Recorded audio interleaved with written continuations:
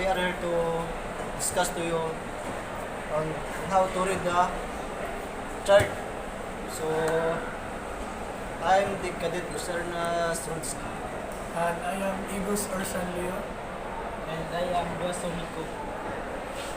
So guys, let's start.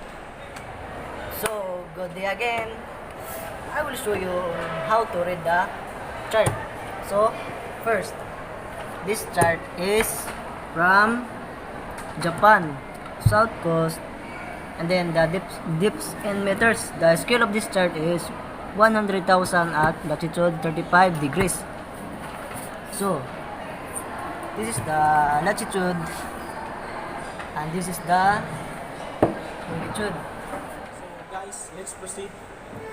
So this is the compass rose of the chart.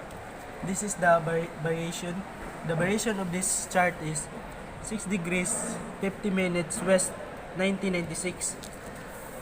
So as you can see on this chart, we can see the north cardinal marks,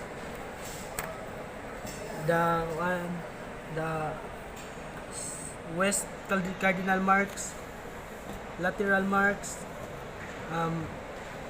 say potter marks.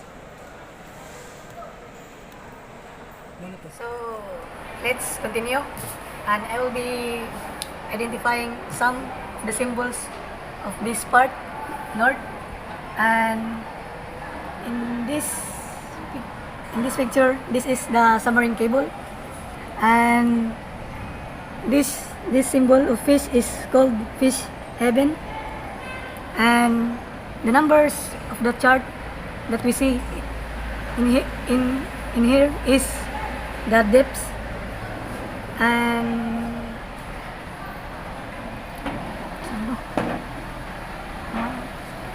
and this symbol is called pilot station, and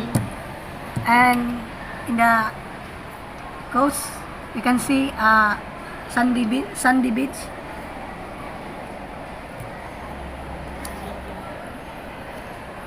and in this M is mud, S is sandy, and S is shoal, and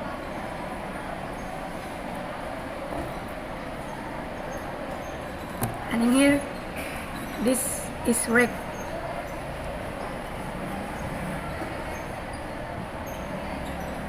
And that's all.